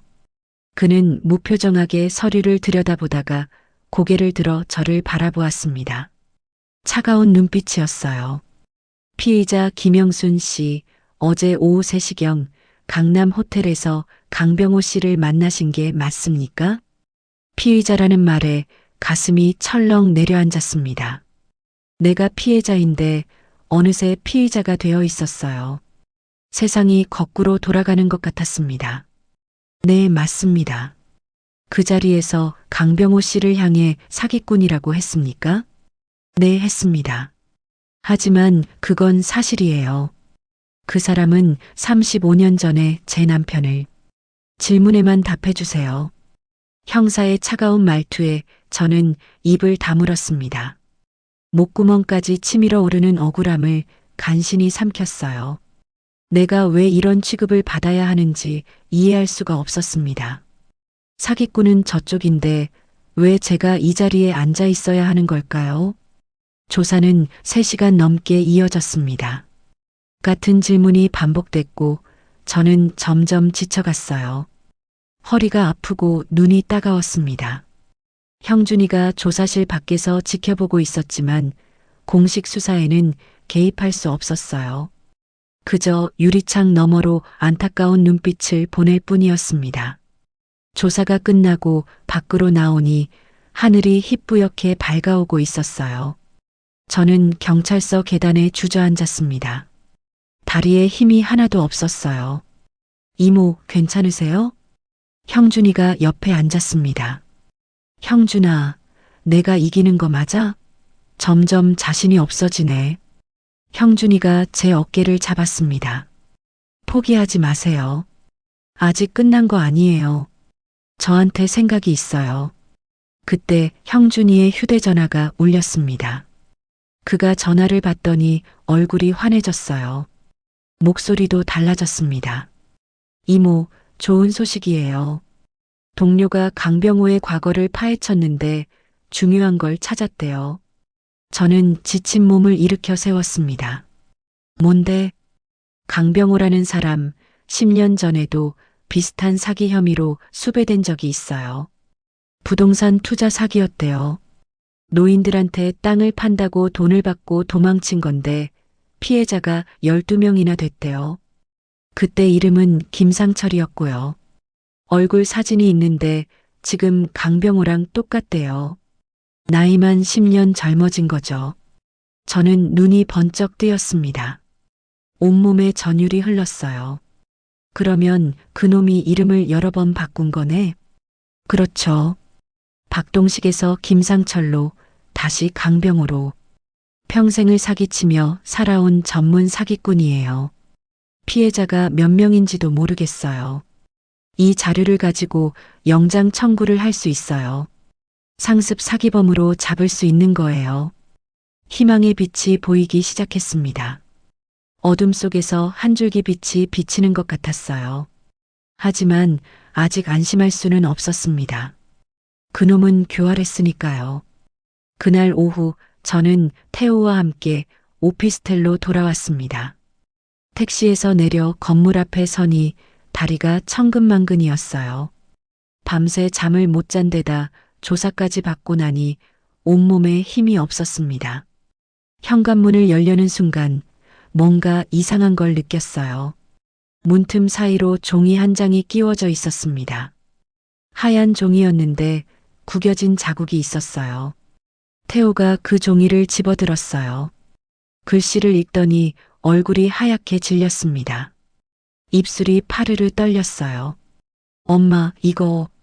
저는 그 종이를 받아들었습니다. 검은 매직으로 휘갈겨 쓴 글씨였어요. 글씨체가 날카롭고 거칠었습니다. 입 다물지 않으면 후회할 것이다. 시골로 돌아가라. 경고한다. 손이 떨렸습니다. 협박이었어요. 박동식이 보낸 게 분명했습니다. 그놈이 직접 여기까지 온 거예요. 아니면 부하를 시켰거나요. 엄마, 위험해요. 시골로 내려가세요. 제발이요. 태호의 목소리가 떨렸습니다. 눈에 눈물이 그렁그렁 맺혀 있었어요. 하지만 저는 고개를 저었습니다. 안 돼. 여기서 물러서면 그놈한테 지는 거야. 35년 전에도 그놈은 도망쳤어. 그때 잡지 못해서 이 꼴이 된 거야. 이번에는 절대 놓치지 않을 거야. 내 아버지 원수를 꼭 갚을 거야. 태호가 고개를 숙였습니다. 어깨가 들썩거렸어요. 엄마가 다치면 저는 어떡해요. 아버지는 이미 돌아가셨는데 엄마까지. 저는 아들의 볼을 쓰다듬었습니다. 걱정 마. 엄마는 안 죽어. 그놈을 감옥에 보내고 나서 내 아버지 산소에 가서 보고할 거야. 약속 지켰다고. 저는 그 협박장을 사진으로 찍어 형준이에게 보냈습니다. 증거가 하나 더 늘었어요. 저놈이 발버둥 칠수록 증거만 쌓이는 거였습니다. 그날 밤 저는 창문 커튼을 꼭 닫고 잠자리에 들었습니다. 하지만 조금만 소리가 나도 벌떡 깨어났어요. 누군가 지켜보는 것 같은 불안감이 떠나지 않았습니다. 새벽 2시쯤 갑자기 현관벨이 울렸습니다. 삑삑 하는 소리가 고요한 밤을 찢었어요. 저는 심장이 쿵 하고 내려앉았습니다. 이 시간에 누가 온 걸까요? 태호가 먼저 일어나 인터폰을 확인했습니다. 손이 떨리는 게 보였어요. 누구세요? 대답이 없었어요. 화면에는 아무도 보이지 않았습니다. 복도가 텅 비어 있었어요. 그런데 문 앞 바닥에 뭔가가 놓여 있었습니다. 검은 봉투 같은 게 보였어요. 태호가 조심스럽게 문을 열었습니다. 그리고 비명을 질렀어요. 등골이 오싹해지는 소리였습니다. 엄마, 이거 봐요. 이게 뭐야? 바닥에 죽은 닭 한 마리가 놓여 있었습니다. 목이 비틀어져 있었고 깃털 사이로 피가 흥건하게 번져 있었어요. 핏물이 현관 앞 바닥에 웅덩이를 이루고 있었습니다. 비린내가 코를 찔렀어요. 그리고 그 옆에 또 종이가 하나 있었습니다. 아까와 같은 글씨체였어요. 다음은 너희 차례다. 저는 몸이 굳어버렸습니다. 공포가 등줄기를 타고 올라왔어요. 손발이 차갑게 식었습니다. 하지만 동시에 분노도 치밀었어요. 이 비겁한 놈. 이렇게까지 하면서 숨으려고 35년 전에는 도망쳐서 숨었고 이제는 협박으로 입막음을 하려는 거야? 그렇게는 안 돼. 저는 떨리는 손으로 형준이에게 전화를 걸었습니다. 손가락이 떨려서 버튼을 잘못 누를 뻔했어요. 형준아, 지금 당장 와줘. 그놈이 협박을 넘어서 위협을 하고 있어. 죽은 닭을 문 앞에 놓고 갔어. 전화기 너머로 형준이가 욕을 내뱉는 소리가 들렸어요. 이모, 절대 문 밖에 나가지 마세요. 지금 바로 갈게요. 형준이가 15분 만에 도착했습니다. 사이렌을 울리며 달려왔는지 숨을 헐떡이고 있었어요. 현장을 보더니 얼굴이 굳어졌습니다. 휴대전화로 사진을 찍고 증거물 봉투를 꺼내 협박장을 담았어요. 이건 명백한 협박죄예요. 동물 사체를 이용한 위협은 중범죄로 취급돼요. 이제 영장 청구가 가능해요. 강병우를 긴급 체포할 수 있어요. 저는 고개를 끄덕였습니다. 무서웠지만 물러설 수는 없었어요. 그놈이 이렇게까지 발버둥 치는 건 그만큼 궁지에 몰렸다는 뜻이니까요. 도망칠 구멍이 없으니까 이런 비겁한 짓을 하는 거예요. 형준아, 끝까지 가자. 이번에는 절대 놓치지 마. 35년 전처럼 빠져나가게 두지 마. 형준이가 고개를 끄덕였습니다. 그의 눈에서 형사로서의 결의가 불타올랐어요. 걱정 마세요, 이모. 이제 저놈 도망칠 곳 없어요. 오늘 중으로 체포영장 청구하고 내일 새벽에 급습할 거예요. 창밖으로 동이 트기 시작했습니다. 어둠이 걷히고 햇살이 비치기 시작했어요. 붉은 노을이 하늘을 물들이고 있었습니다. 저는 그 빛을 바라보며 다짐했습니다. 오늘이 끝이야. 35년 묵은 원한을 반드시 풀겠어. 남편이 저 하늘에서 지켜보고 있을 거예요. 이제 곧 그 약속을 지킬 수 있어요. 새벽 5시 형준이에게서 전화가 왔습니다. 잠을 설치고 있던 저는 첫 번째 신호에 바로 받았어요. 이모, 영장 나왔어요. 지금 출동합니다. 강병호 체포하러 가요. 저는 벌떡 일어났습니다. 심장이 쿵쾅거리기 시작했어요. 드디어 이 순간이 온 거예요. 35년을 기다렸습니다. 나도 갈게. 내 눈으로 직접 봐야겠어. 형준이가 잠시 망설이더니 대답했어요. 위험할 수도 있어요. 하지만 이모 마음 알아요. 멀리서 지켜보기만 하세요. 저는 서둘러 옷을 챙겨 입었습니다. 태호도 따라 일어났어요. 아들의 눈에는 불안과 기대가 뒤섞여 있었습니다. 엄마, 저도 같이 갈게요. 형준이가 보낸 주소는 서울 외곽의 한 빌라였습니다. 강병우가 숨어 있다는 곳이었어요. 허름한 3층 건물이었는데 페인트가 벗겨지고 창문에는 먼지가 잔뜩 끼어 있었습니다. 대형 병원장이라더니 결국 이런 곳에 숨어 있었군요. 우리가 도착했을 때 이미 경찰차 4대가 건물을 에워싸고 있었습니다. 형사들이 방탄조끼를 입고 대기하고 있었어요. 새벽 공기가 차가웠지만 저는 긴장감 때문에 땀이 났습니다.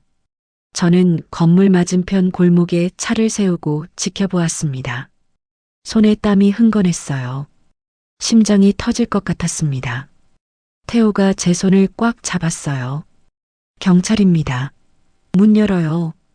형준이의 외침이 새벽 공기를 갈랐습니다. 주변 집에서 불이 하나둘 켜졌어요. 잠시 정적이 흐르더니 쾅 하는 소리와 함께 문이 부서졌습니다. 나무 조각이 사방으로 튀었어요. 형사들이 우르르 건물 안으로 들어갔습니다. 고함 소리와 발소리가 뒤섞여 들렸어요. 몇 분이 지났을까요? 영원처럼 느껴지는 시간이었습니다. 저는 숨도 제대로 쉬지 못하고 건물 입구를 노려보았어요. 그러다 건물 입구에서 사람들이 나오기 시작했습니다. 가장 먼저 수진이가 수갑을 찬 채 끌려 나왔습니다. 화장기 없는 얼굴이 창백했어요. 그 뒤로 예비 장모가 따라 나왔습니다. 머리카락이 헝클어지고 실내복 차림이었어요. 그리고 마지막으로 강병호가 나왔습니다. 수갑을 찬 그의 얼굴은 완전히 무너져 있었어요. 점잖은 병원장의 가면은 온데간데 없었습니다. 눈은 충혈되어 있었고 입술은 파르르 떨리고 있었어요. 저는 차에서 내려 그를 향해 걸어갔습니다. 강병호가 저를 발견하자 눈이 휘둥그레졌어요. 그러더니 갑자기 발버둥을 치기 시작했습니다. 전현이 나를 모함한 거야. 다 거짓말이라고. 저는 그의 앞에 섰습니다. 35년 동안 기다려온 순간이었어요. 가슴이 벅차올랐지만 목소리는 차분하게 나왔습니다. 이상하게도 떨리지 않았어요. 박동식 씨, 이제 끝났어요. 그 이름을 부르자 강병호의 얼굴이 일그러졌습니다. 더 이상 부정할 수 없다는 걸 아는 표정이었어요. 눈동자가 흔들리고 입술이 파르르 떨렸습니다. 35년 전에 내 남편을 죽이고 도망쳤을 때 언젠가 이런 날이 올 줄 알았어야지. 세상에 영원히 숨을 수 있는 곳은 없어요. 강병호가 이를 악물었습니다. 그러더니 갑자기 비웃음을 흘렸어요. 마지막 발악 같았습니다. 그래, 내가 박동식이다. 그래서 어쩔 건데? 공소시효 지났어. 나한테 아무것도 못해. 이 늙은 할망구가 뭘 할 수 있겠어? 저는 코웃음을 쳤습니다. 그의 허세가 가엾기까지 했어요. 공소시효? 당신이 김상철 이름으로 친 부동산 사기는 아직 살아있어요. 10년 전 피해자가 12명이나 돼요. 그리고 이번에 우리 아들한테 친 결혼 사기도 있고 협박죄도 있고요. 감옥에서 썩어도 싸요. 강병호의 얼굴이 하얗게 질렸습니다. 입술이 바들바들 떨렸어요. 형준이가 다가와 강병호를 경찰차에 태웠습니다. 차문이 닫히는 순간 저는 창문 너머로 그의 눈을 똑바로 바라보았어요. 35년 동안 가슴에 품고 있던 말을 내뱉었습니다. 내 남편이 죽을 때 마지막으로 한 말이 뭔지 알아요? 당신을 반드시 찾아서 원수를 갚아달라고 했어요. 오늘 그 약속을 지켰어요.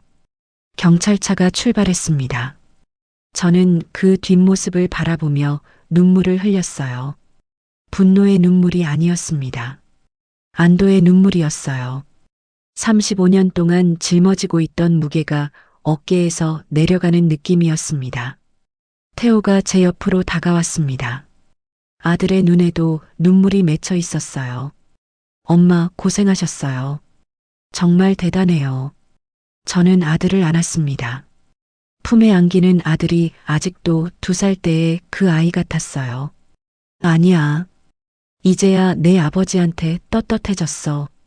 그날 오후 저는 형준이와 함께 경찰서에 갔습니다. 강병호의 진술을 들을 수 있다고 했어요. 취조실한 모니터를 통해 그의 모습을 볼 수 있었습니다. 좁은 방 안에 앉아 있는 박동식의 모습은 처참했어요.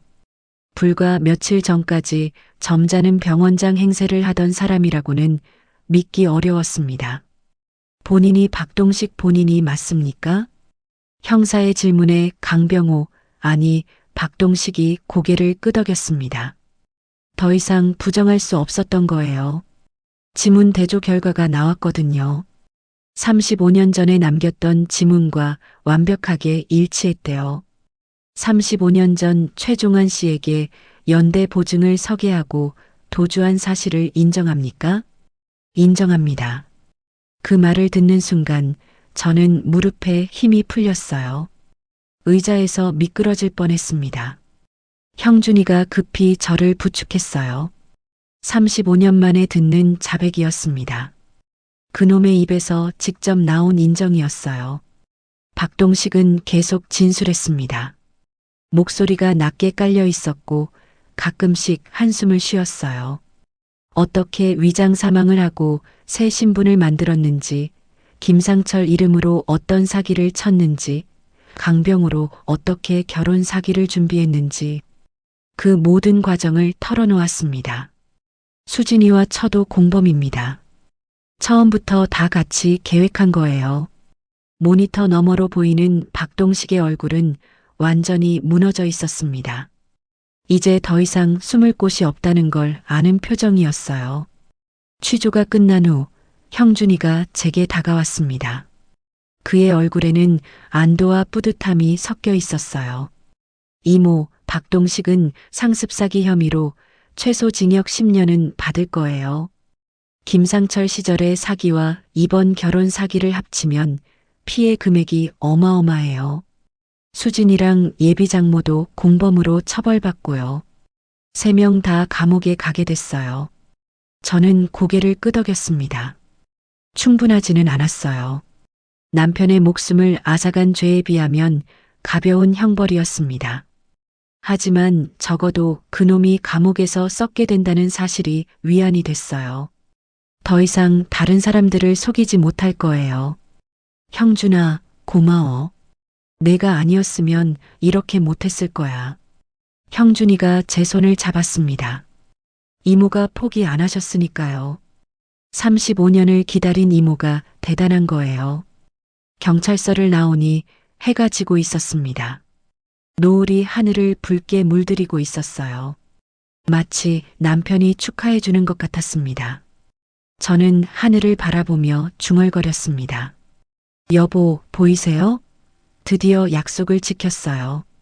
35년이나 걸렸지만 결국 해냈어요. 태호가 제 손을 잡았습니다. 엄마, 이제 집에 가요. 아버지 산소에 가서 보고 드려요. 저는 고개를 끄덕였습니다. 오랜만에 마음이 가벼웠어요. 35년 동안 가슴에 박혀있던 가시가 드디어 빠진 느낌이었습니다. 우리는 그 길로 삽교읍으로 향했습니다. 4시간을 달려 고향에 도착했어요. 오랜만에 보는 고향 풍경이 눈에 들어왔습니다. 과수원의 사과나무들, 구불구불한 논길, 저녁 노을에 물든 산등성이, 모든 것이 그대로였어요. 남편의 산소는 마을 뒷산 양지 바른 곳에 있었어요. 가파른 산길을 올라가니 숨이 찼습니다. 하지만 발걸음은 가벼웠어요. 오늘만큼은 어떤 길도 힘들지 않았습니다. 무덤 앞에 서니 코끝이 찡했습니다. 비석에 새겨진 남편의 이름을 손가락으로 쓰다듬었어요. 35년 동안 수없이 왔던 곳이지만 오늘은 느낌이 달랐습니다. 여보, 왔어요. 드디어 원수를 잡았어요. 목소리가 떨렸습니다. 눈물이 볼을 타고 흘러내렸어요. 35년 동안 미안했어요. 더 빨리 찾지 못해서, 그놈이 너무 교활해서 잡기가 어려웠어요. 하지만 이제 끝났어요. 그놈은 감옥에 갔어요. 이제 편히 쉬세요. 저는 무릎을 꿇고 두 손을 모았습니다. 눈물이 주르륵 흘러내렸어요. 하지만 슬픈 눈물이 아니었습니다. 마침내 짐을 내려놓은 사람의 눈물이었어요. 35년 동안 가슴에 품고 있던 무거운 짐이 비로소 내려가는 느낌이었습니다. 태호도 옆에 무릎을 꿇었습니다. 아들의 눈에서 눈물이 흘러내렸어요. 아버지, 저 태호예요. 얼굴도 기억 못하는 못난 아들이에요. 2살 때 돌아가셔서 저는 아버지 목소리도 기억 못해요. 하지만 엄마가 아버지 원수를 갚았어요. 35년 동안 혼자서 저를 키우시면서 그 원한을 잊지 않으셨어요. 저도 이제 정신 차리고 살게요. 엄마한테 더 이상 걱정 끼치지 않을게요. 바람이 불어왔습니다. 나뭇잎들이 바스락거리며 흔들렸어요. 마치 남편이 대답하는 것 같았습니다. 괜찮다고, 수고했다고, 이제 편하게 살라고 말하는 것 같았어요. 저는 무덤 앞에서 한참을 앉아 있었어요. 35년 동안 하지 못했던 말들을 다 쏟아냈습니다. 신혼 시절 이야기, 태호가 태어났을 때 이야기, 과수원을 함께 가꾸던 이야기, 그리고 마지막으로 말했어요. 여보, 이제 저도 편하게 살게요. 기다려줘서 고마워요. 저 세상에서 다시 만나면 그때는 좋은 일만 하면서 살아요. 6개월이 지났습니다. 박동식에게 징역 12년이 선고되던 날, 저는 법정 맨 앞줄에 앉아 있었어요. 판사가 판결문을 읽는 동안 저는 남편의 영정 사진을 품에 안고 있었습니다. 이 순간을 함께 보고 싶었거든요. 태호와 형준이가 양옆에 앉아 제 손을 잡아주고 있었어요. 법정은 조용했습니다. 기자들의 카메라 셔터 소리만 간간히 들렸어요. 박동식은 피고인석에 앉아 고개를 푹 숙이고 있었습니다. 6개월 전 점잖은 병원장 행세를 하던 모습은 온데간데 없었어요. 머리카락은 하얗게 새어 있었고 뺨은 쑥 들어가 있었습니다.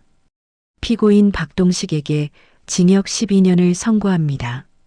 그 말을 듣는 순간 눈물이 왈칵 쏟아졌어요. 35년 동안 기다려온 순간이었습니다. 법정 안 여기저기서 탄식 소리가 들렸어요. 다른 피해자 가족들도 함께 와 있었거든요. 김상철 시절에 사기당한 노인들, 강병호 이름으로 피해를 본 사람들, 그들 모두가 이 순간을 기다려왔습니다. 수진이는 징역 5년, 예비 장모는 징역 3년을 받았어요. 3명 모두 감옥에 가게 됐습니다. 수진이는 판결을 듣고 울음을 터뜨렸지만 저는 동정심이 들지 않았어요. 그들은 처음부터 공범이었으니까요. 박동식이 법정을 나서다가 저와 눈이 마주쳤어요. 그의 눈에는 분노와 원망이 가득했지만 저는 눈 하나 깜짝하지 않았습니다. 오히려 고개를 꼿꼿이 들고 그를 바라보았어요. 35년 전에는 도망쳤지만 이번에는 못 도망가. 저는 그렇게 눈으로 말했습니다. 여보, 봤죠? 드디어 끝났어요. 저는 품에 안은 영정 사진에 속삭였습니다. 남편의 얼굴이 미소 짓는 것 같았어요. 그로부터 3달이 더 지난 오늘, 저는 삭교 과수원 마당에 서 있습니다. 비록 과수원은 팔았지만 새 주인이 집 한 채와 작은 텃밭은 남겨두었어요. 저는 그곳에서 여생을 보내기로 했습니다. 마당에는 긴 테이블이 놓여 있었어요. 오늘은 특별한 날이거든요. 태호의 35번째 생일이자 우리 가족의 새 출발을 축하하는 날이었습니다. 마당 한쪽에는 남편의 영정 사진도 세워두었어요. 함께하고 싶었거든요. 엄마, 상 차리는 거 도와드릴까요? 태호가 부엌에서 나오며 물었어요. 6개월 전과는 완전히 다른 사람 같았습니다. 허영심에 가득 차 있던 눈빛은 사라지고 차분하고 겸손한 표정이 자리 잡았어요. 서울의 큰 치과를 접고 예산읍의 작은 치과를 열었습니다. 강남 한복판이 아니라 시골 읍내에서 새 출발을 한 거예요. 수입은 절반으로 줄었지만 아들의 얼굴에는 예전에 없던 평화가 있었습니다. 환자들을 정성껏 돌보고 저녁이면 집에 와서 저와 함께 밥을 먹었어요. 예전에 그 건방지고 허영 가득하던 아들은 어디로 갔는지 지금은 효자가 따로 없었습니다. 괜찮아. 넌 손님들 맞이해. 곧 손님들이 도착하기 시작했습니다. 가장 먼저 형준이가 왔어요. 승진해서 이제는 경감이 되었다고 했습니다. 박동식 사건을 해결한 공로를 인정받은 거예요. 그 뒤로 순덕이 언니, 마을 이장님, 그리고 오랜 이웃들이 하나둘 모여들었어요. 과수원 시절부터 알고 지내던 분들이었습니다. 영순아, 고생 많았다. 진짜 대단해. 35년을 기다렸다니 나 같으면 못했어. 순덕이 언니가 제 손을 꽉 잡으며 말했습니다. 눈시울이 붉어져 있었어요. 옆에 있던 이웃들도 고개를 끄덕였습니다. 언니 덕분이야. 그때 미용실에서 역할 대행업체 얘기 안 해줬으면 아무것도 몰랐을 거야. 그 한마디가 모든 걸 바꿨어. 저는 진심으로 감사했습니다. 그 작은 정보 하나가 모든 것의 시작이었으니까요. 인생이란 게 참 묘해요. 사소한 대화 하나가 35년 묵은 원한을 풀어주었으니까요. 테이블 위에 음식들이 차려졌습니다. 제가 직접 만든 잡채, 전, 나물 반찬들, 그리고 태호가 좋아하는 호박죽도 있었어요.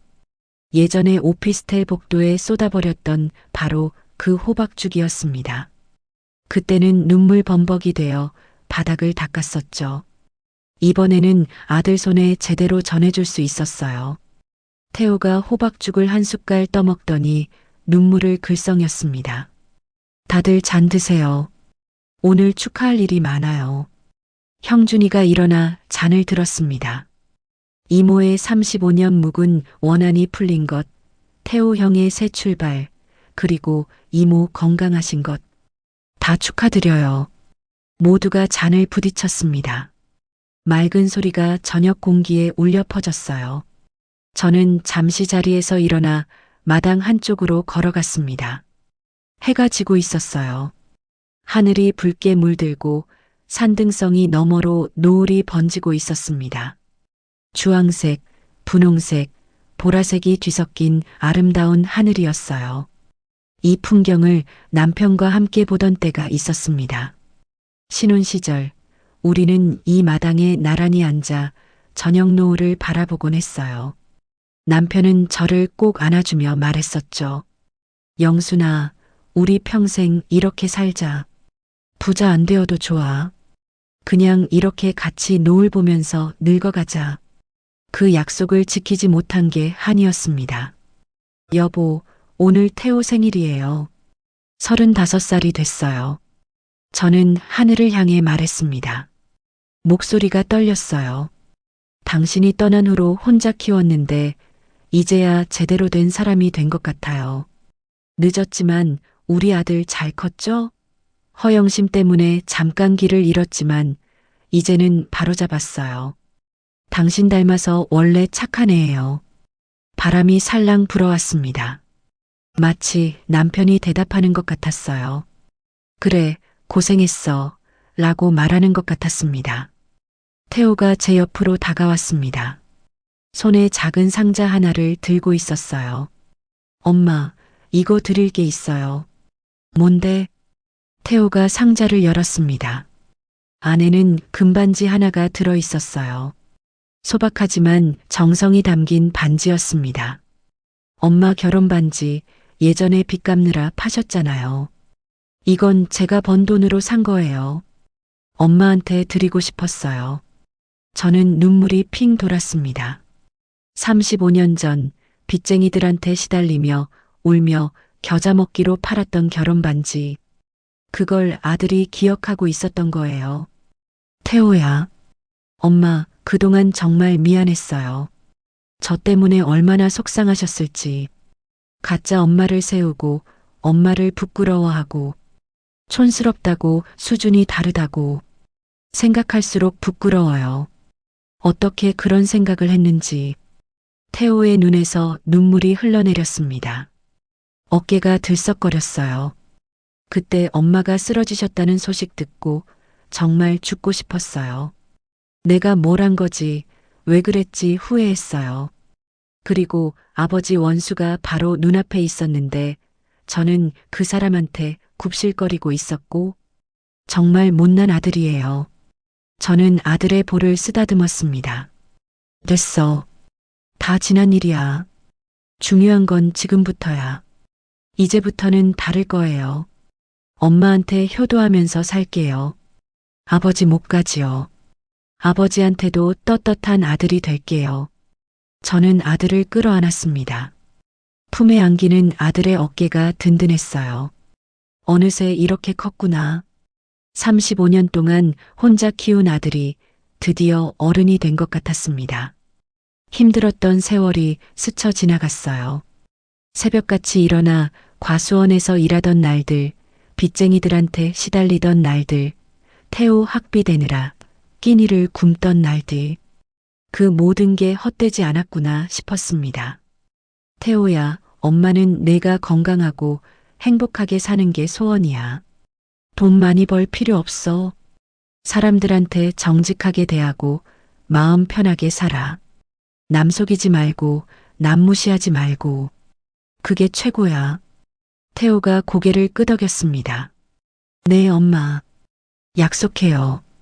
잔치가 끝나고 손님들이 떠난 후 저는 혼자 마당에 앉아 하늘을 바라보았습니다. 별이 총총 떠 있었어요. 35년 전 남편과 함께 보던 그 별들이었습니다. 그때는 별을 보며 미래를 꿈꿨어요. 태호가 크면 뭐가 될까? 우리 노후는 어떨까? 그런 이야기들을 나눴었죠. 여보, 이제 저도 편하게 살게요. 저는 손가락에 낀 새 반지를 바라보며 말했습니다. 반지가 별빛에 반짝거렸어요. 당신 원수 갚았고 아들도 바로잡았고 이제 할 일 다 했어요. 남은 시간은 그냥 편하게 살 거예요. 텃밭에 채소도 심고 이웃들이랑 수다도 떨고 당신이 못다 산 인생 제가 대신 행복하게 살게요. 바람이 불어와 머리카락을 흔들었습니다. 마치 남편이 어깨를 토닥이는 것 같았어요. 잘했어. 이제 쉬어라고 말하는 것 같았습니다. 저는 눈을 감았습니다.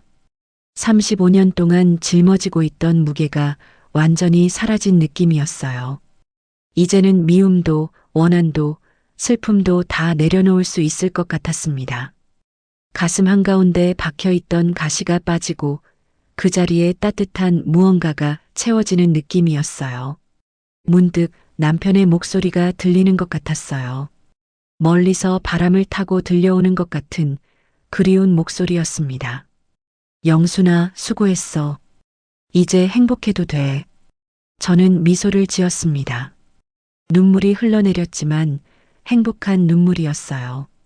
35년 만에 처음 흘리는 행복한 눈물이었습니다. 고마워요, 여보. 저 세상에서 기다려줘요. 언젠가 갈게요. 그때는 다시 함께 노을 보면서 살아요. 별빛 아래 저는 한참을 앉아 있었습니다.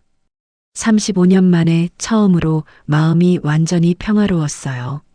무거운 짐을 내려놓고 드디어 자유로워진 느낌이었습니다. 어깨가 가볍고 가슴이 따뜻했어요. 멀리서 태호의 목소리가 들렸습니다.